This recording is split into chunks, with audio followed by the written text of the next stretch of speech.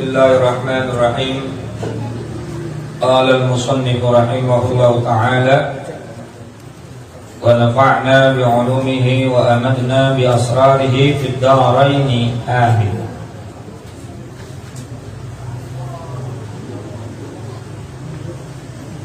Masih menerangkan tentang rukun puasa.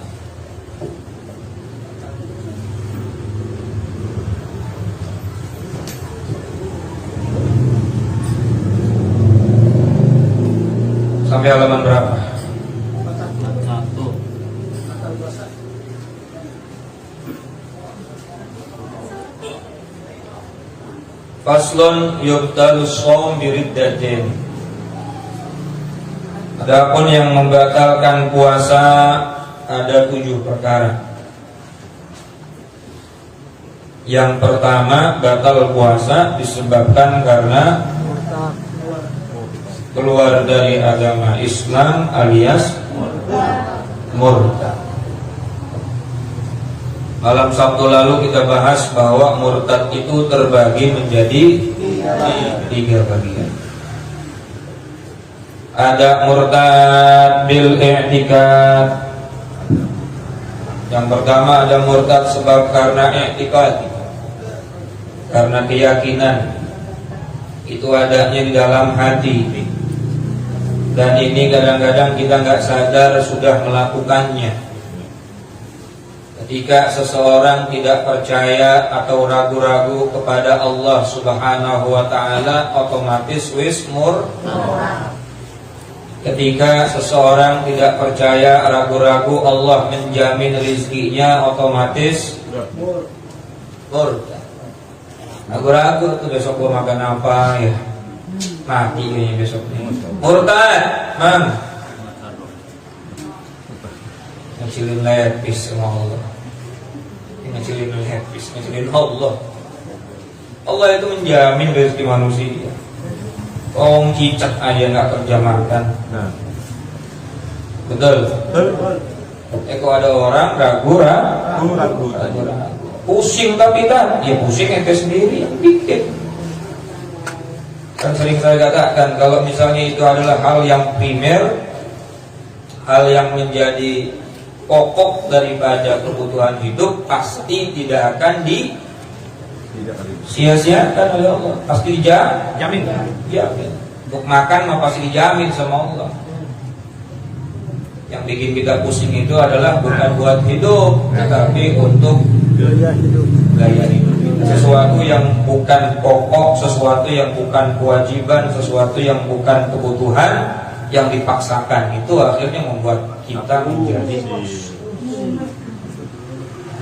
Tapi kalau urusan-urusan yang menjadi kewajiban, menjadi pokok dalam kehidupan, wa ma min dabbatin fil ardi illa 'ala Allahi rizquha. Juz 12 yang pertama, ayat pertama juz 12.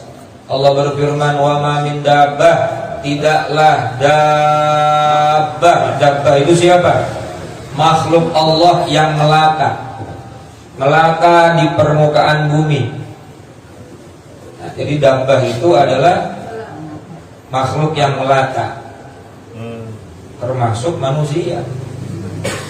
Makanya manusia menurut ilmu mantik itu hewan. Karena hewan itu bahasa Arab. Bahasa Indonesianya hewan itu adalah makhluk hidup. Diambil dari kalimat hayat. Hayat itu artinya apa? Hidup. Hayawan itu adalah hidup atau makhluk-makhluk yang hidup atau kehidupan-kehidupan. Itu jamak dari hayat. Jadi hewan itu maknanya makhluk itu. Manusia termasuk hewan, maksudnya makhluk itu. Cuma hewan itu terbagi menjadi 2 bagian. Yang pertama ada hayawanun natik, yang kedua ada hayawanun sahil. Ada hayawanun natik, hayawanun sahil. Tinggal Allah akan kasih tuh hewan, ada yang punya akal sama hewan yang kagak punya akal. Yang kagak punya akal aja dijamin rizkinya. Betul kan? Apalagi yang punya akal. Maka jangan ragu-ragu sama Allah. Apalagi doa, udah baca ratib, baca asmaul husna, pakai kalimat dikabul apa kagak ya? Kalau tadi Allah katakan inni amartu bid du'a wa takaffalta bil ijabah. Doa pertama kan begitu. Aku ini memerintahkan kalian berdoa dan aku memastikan untuk diijabah. Maka kita sambut panggilan Allah, perintah Allah, labbaik Allahumma labbaik. Aku penuhi panggilanmu ya Allah. Labbaik Allahumma labbaik itu maknanya tadi kita memenuhi panggilan Allah yang Allah memerintahkan kita berdoa. Bukan panggilan haji, tapi Allah tadi katakan inni amartu bid du'a wa takaffaltu bil ijabah. Sesungguhnya aku ini memerintahkan kalian untuk berdoa dan aku memastikan untuk diijabah. Maka kami sambut, kita sambut dengan labbaik Allahumma. Jadi intinya sama Allah nggak usah pakai ragu-ragu. Ente mau bos yakin banget padahal tukang bohong bosnya. Ini Allah maha benar dari segala firman-Nya, dari segala janjinya. Kok kita ragu? Maka kalau murtad bukan cuma batalin puasa, tapi menghancurkan semua pahala ibadah yang lain. Satu. Kemudian murtad bil i'tiqad juga bisa sebab karena meyakini Allah seperti makhluk. Makhluk itu apa artinya? Makhluk itu artinya yang diciptakan oleh semua selain Allah, namanya makhluk. Malaikat, manusia, binatang, angin, cahaya, warna-warni, semua selain Allah makhluk. Nah, ada orang nyamain Allah seperti makhluk. Ada tangannya lah, ada kakinya lah, ada kepalanya lah, punya tempat lah, uncang-uncang angge lah, di singgasananya seperti raja. Itu namanya nyamain Allah kayak makhluk. Nah ini bahaya nih.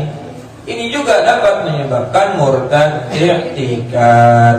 Makanya Isra Mi'raj, kalau yang neranginnya kagak paham-paham amat sama tauhid, ngeri. Sampai ada orang ulama besar mengatakan kalau ngundang ceramah Isra Mi'raj lalu yang ceramahnya kagak ngerti tauhid, itu sama aja orang ngajak murtad berjamaah. Coba ceritanya kan kebanyakan apa? Rasulullah naik ke atas langit ke-7 sampai ke Sidratul Muntaha, bertemu dengan Allah. Berarti Allah di Sidratul Muntaha. Allah di Ufukil A'la yang belum pernah siapapun makhluknya sampai ke sana. Wah, kayak bener ya. Betul nggak? Padahal Allah itu berbeda dengan makhluknya. Nanti kita bahas, mudah-mudahan panjang umur kita ngaji tauhid. Kita kenalin Allah dari sifat-sifatnya wujud, qidam, baqa, mukhalafatul hawadits, qiyamu binafsi sampai mutakalliman. Ada 20 sifat wajib, ada 20 sifat mustahil, ada 1 sifat jaiz, ada 1 sifat nafsiyah, ada 5 sifat salbiyah, ada 7 sifat ma'ani, ada 7 sifat ma'nawiyah. Pasti pada puyang semua. Padahal itu pelajaran dasar untuk mengenal Allah. Tapi nama-nama yang tadi saya sebutin aja kayaknya baru didengar tuh. Padahal itu syarat kita dikatakan bertauhid, yaitu kita kenal Allah dengan sifat-sifatnya. Nanti kelar ini sifat apa, kitab Sulaiman apa, kitab apa namanya ini? Safinatun Najah. Insyaallah Ramadan kita akan bahas yang namanya kitab tauhid, biar jamaah pada kenal siapa? Allah. Yang disembah biar pada dikenal. Jangan sampai kita sujud tiap hari, tunggang tungging, sholat, puasa, zikir, tapi perasaan kita, otak kita, pikiran kita menganggap Allah seperti makhluk. Na'udzubillah min. Lalu murtad yang kedua ada juga disebabkan karena apa?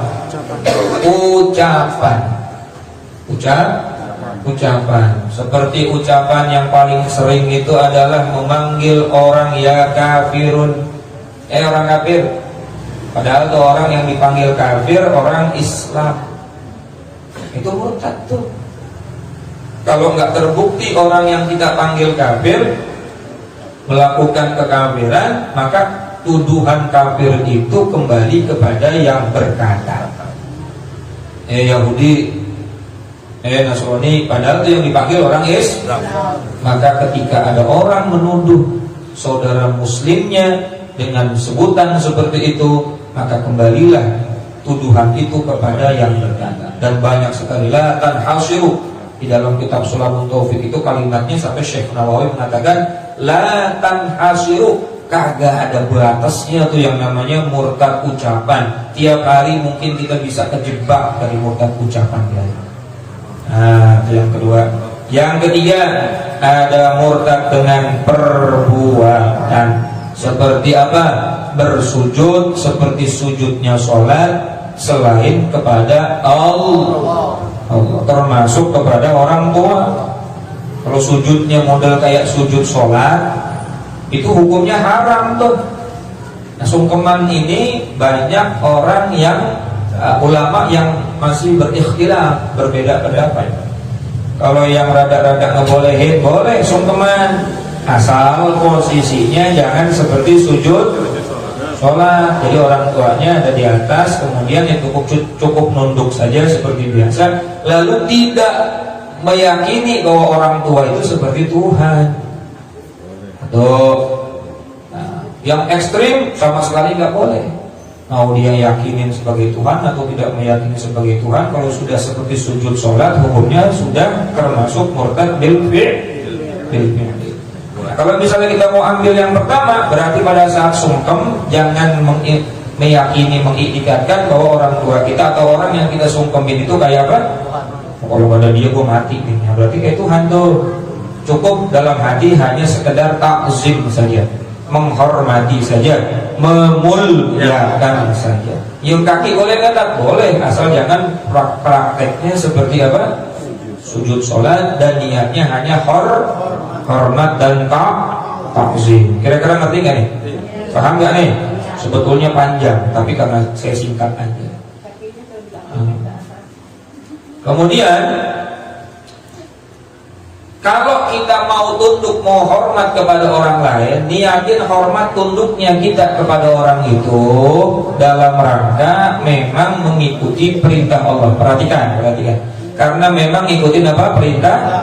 Untuk apa? Menghormati sesama manusia. Apalagi itu orang alim, ya kita niatin hormatin orang alim. Apalagi itu orang tua, kita niatin hormatin orang tua. Apalagi itu orang berjasa, kita terima kasih dan hormatin sama orang yang berjasa. Tetapi nggak boleh kita melakukan satu penghormatan sampai seukuran tawaddu. Tawaddu itu bagaimana ya? Merendahkan diri, sampai nunduk melebihi tunduknya ruku, menunduk sampai melebihi tunduknya ruku kepada orang kaya dengan niat menghormati kekayaannya, dengan niat memuliakan dia karena kayanya, bukan karena solehnya, bukan karena memang kita harus saling menghormati, tapi dia tawaduknya, dia menunduknya karena kayanya. Maka ini kata Nabi, man tawaddu'a li ghaniyin, siapa orang yang bertawaddu, merendahkan dirinya di hadapan orang kaya, li ghinahu, karena sebab kekayaan, biar dikasih duit, biar dapat jatah, biar dapat angpau, biar dikasih jabatan, maka dia menghormati orang itu sebab karena kayanya. Apa kata Nabi? Faqad fata thuluthu dinahu, maka orang tersebut telah hilang sepertiga agamanya. Ya, kalau menghormati orang karena solehnya, karena alimnya, karena tuanya, karena memang perintah Allah, bukan sedikit pun karena dunia. Karena dunia, satu Al-Quran nggak ada Allah sedikit pun muji-muji dunia, karena dunia itu kotoran hakikatnya. Hadis Nabi, mana ada satu hadis Nabi muji-muji dunia? Yang ada di Al-Quran itu ad-dunya mata'ul ghurur, dunia itu tipu muslihat, fata morgana yang menipu. Tahu fata morgana nggak, Bu? Kalau kita lagi jalan siang-siang panas-panas tuh kayak ada air tuh. Betul nggak? Wah, di atas seng kayak ada apa? Di atas aspal kayak ada apa bu? Air. Itu namanya fata morgana tuh, pas disambar kagak ada. Kayak kayaknya nikmat di dunia, kalau banyak duit kayaknya enak, udah banyak duit tambah pusing. Betul nggak? Yang jomblo kayaknya kalau udah punya istri enak nih. Jangan udah kawin tambah pusing. Yang udah kawin lihat orang punya anak, nih kalau punya anak enak nih. Udah punya anak tambah pusing. Tutupnya. Betul nggak? Semua fata morgana, kecuali orang-orang yang hidup di dunianya karena Allah, maka semua akan merasa nikmat dan enak. Karena semuanya dianggapnya ibadah, nikahnya ibadah, punya anaknya ibadah, punya dunianya niatnya ibadah, maka semuanya akan terasa nyaman. Tapi kalau semuanya tujuan utama, tadi kan kita baca doanya, wala mablagha ilmina, wala taj'alid dunya akbara hammina. Itu doanya Nabi itu. Ya Allah, jangan kau jadikan dalam hati kami ini dunia menjadi tujuan utama. Ente jadi umatnya Nabi bukan sih? Ini jamaah umatnya Rasulullah bukan nih? Rasulullah itu berdoa bagaimana tadi? Allahumma la taj'alid dunya akbara hammina. Ya Allah, janganlah engkau jadikan dalam hatiku ini dunia menjadi tujuan utama kami. Jadi tujuan dunia bukan tujuan utama. Bukan pengen banyak duit, tapi dunia menjadi sarana untuk mendapatkan ridho. Ada duit, akhirnya duitnya sedekah, duitnya manfaat, duitnya buat taklim, duitnya buat ini, buat itu yang baik-baik. Itu buat sarana, bukan buat tujuan. Kalau buat tujuan, duitnya banyak, masuk rekening, susah banget diambilnya. Itu namanya dunia buat apa? Tujuan. Sehingga apa yang dia dapatkan, ya dia nikmatin sendiri sampai nggak bisa dinikmatin.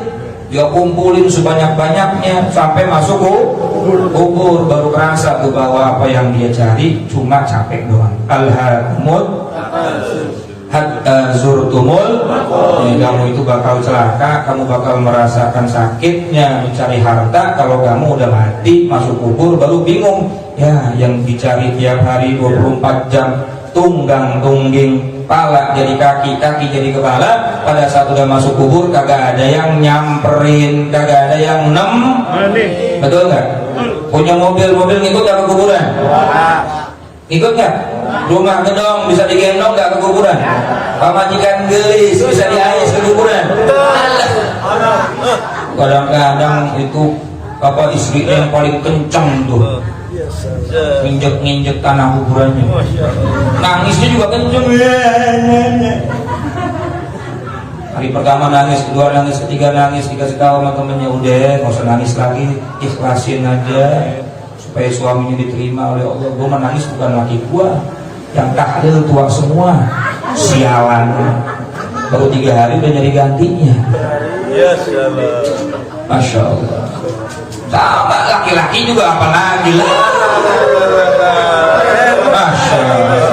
Kuburan belum kering udah lerak lirik. Yang mana nih yang barenol? Ya ampun. Gak ada. Apalagi yang masih pacaran.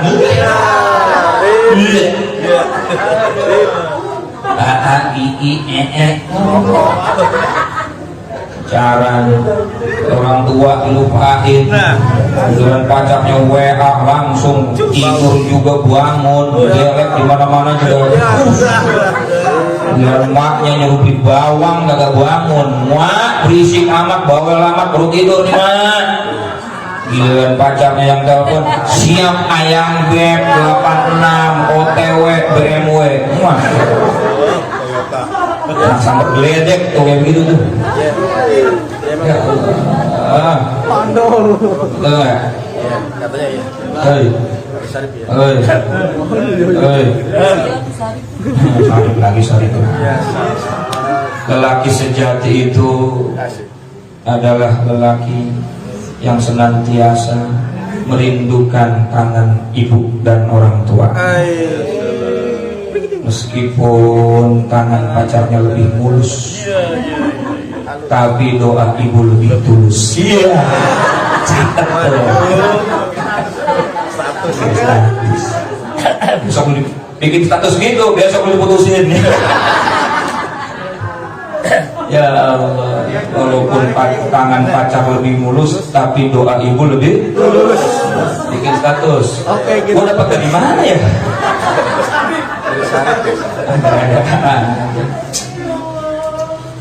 Dunia mah cuma sebentar. Ya kita minta panjang umur, tapi umur kita buat ibadah. Kita minta sehat, sehat kita buat ibadah. Kita minta banyak harta, harta buat ibadah. Gitu, jangan cuma panjang umur doang. Panjang umur kagak ibadah, maksiat terus. Cuma minta duit doang yang banyak, ya Allah bagi duit yang banyak, tapi nggak terusin buat ibadah. Giliran duitnya banyak, ya Allah dimintain duit buat maulid 10.000, padahal duitnya ada 10 miliar.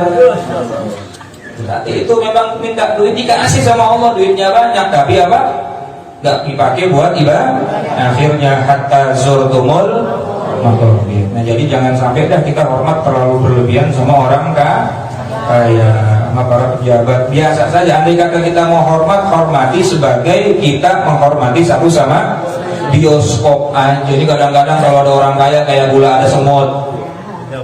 Sama kayak temen, bilang temen banyak duit, bilang temennya bokek. Kalau orang kan begitu, banyak duit semua juga aku saudara gua tuh. Betul. Giliran lo kagak punya duit, masya Allah, laler kagak mau nempel, laler. Jangan orang, jangan teman, laler kagak mau. Itulah dunia, betul gak? Maka segala sesuatu harus karena apa? Allah. Jadi jangan sampai apa? Murtad. Nanti insya Allah kita lanjutin lagi bab murtad. Ada murtad bil qauli, bil qalbi, bil fi'li. Qalbi artinya dengan hati, qauli artinya dengan ucapan, fi'li artinya dengan perbuatan. Ini banyak sekali contoh-contoh yang harus kita ketahui supaya kita nggak terjebak. Supaya apa?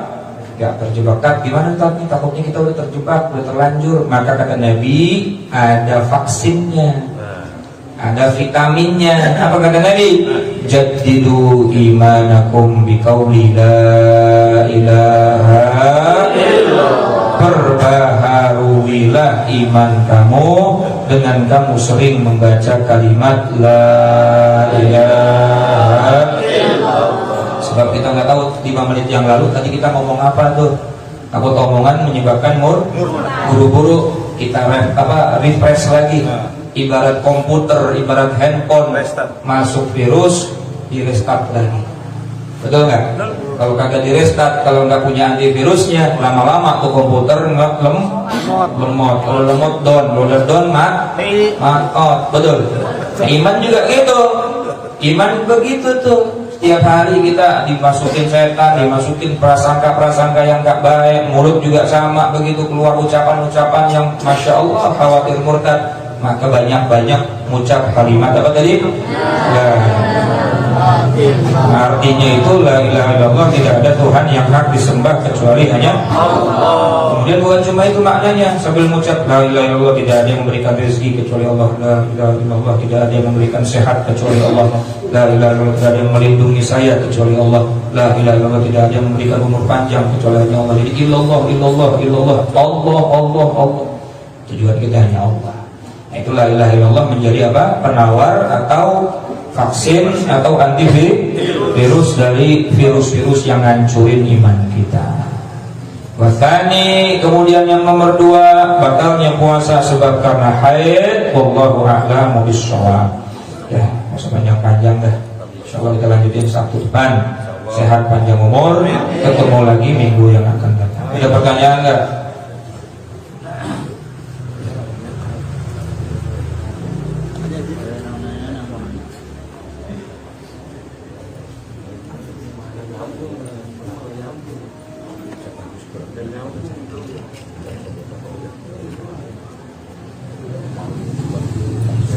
Tadi yang nanya cukup? Ya? Iya Bu. Ya.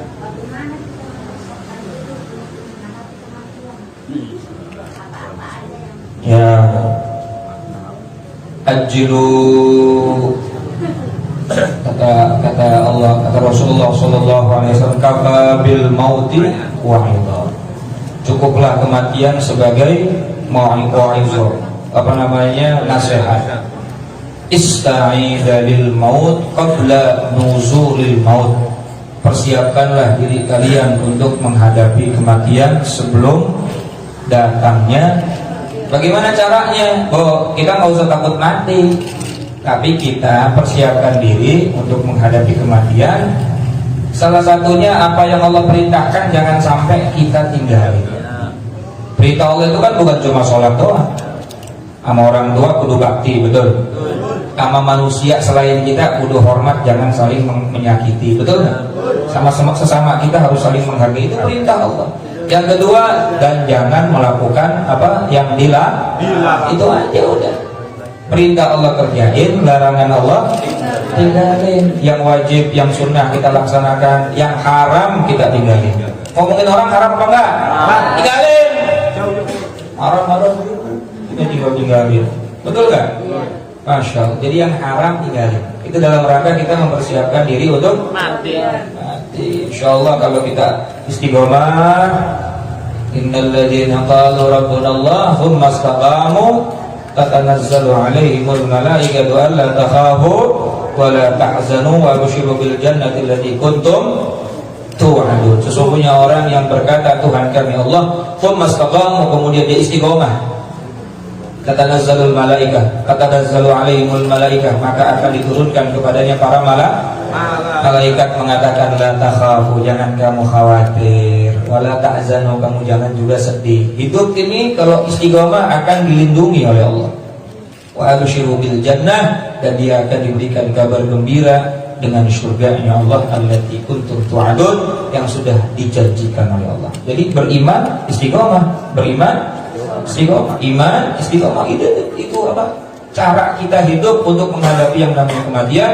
Iman kepada Allah, amilus sholihat, dan istiqomah. Begitu Bu, paham ya Bu ya? Jadi jangan banyak amat ini. Borongan. Assalamualaikum Pak Ustaz. Saat saya keluar darah merah 6 hari, lalu saya mandi wajib. Hari esoknya sampai hari ke-10 keluar plek. Dan sedikit warna kuning, saya wajib mandi lagi atau hanya wudhu saja dan sholat? Yang namanya haid itu paling lama 15 hari. Kalau 6 hari besok masih keluar berarti masih haid. 7 hari masih haid. 8 hari 10 hari 11 hari berarti nggak usah sholat dulu, masih dalam kondisi haid. Kalau sudah 15 hari kok masih keluar, hari ke-16-nya tetap mandi dan sholat walaupun masih keluar, itu disebutnya bukan lagi darah haid tapi darah mustahadah. Jadi paling lama itu 15 hari. Jadi kalau masih 6 hari, 7 hari, 8 hari berarti masih apa tadi? Yang kedua, sesudah wudhu saya merasa tidak ingin buang angin, tetapi ada rasa seperti buang angin dan tidak bunyi, tidak bau. Saya tidak merasa ingin buang angin, tapi rasa hanya rasa seperti buang angin dan tidak bunyi juga tidak bau.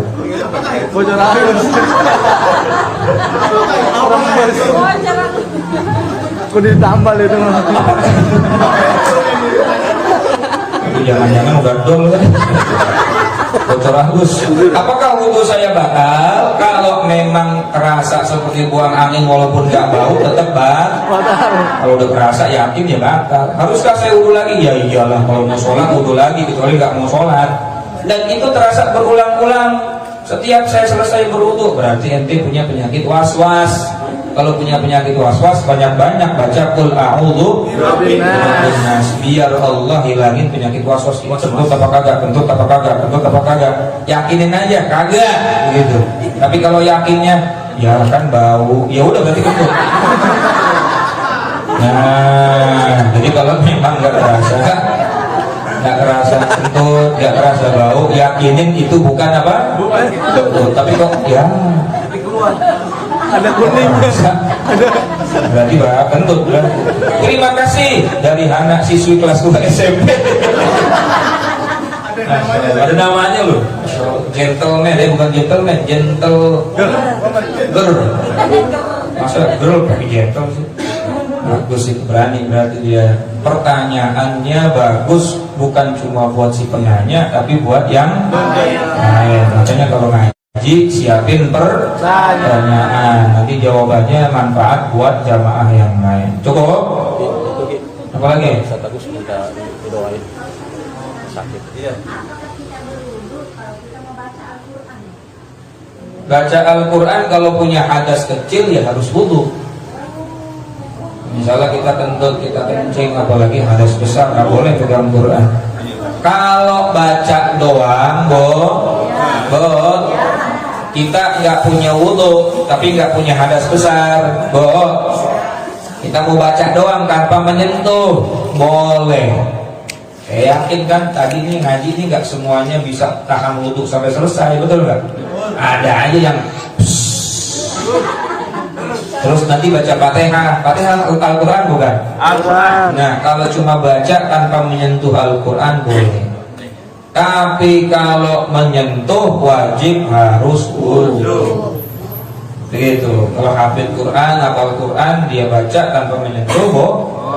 Bismillahirrahmanirrahim. Sayqulu subhanan nasi ma wallahu man qiblatihim allati kanu 'alaiha kullal masyriq wal maghrib yahdi man yasha'u ila siratal mustaqim.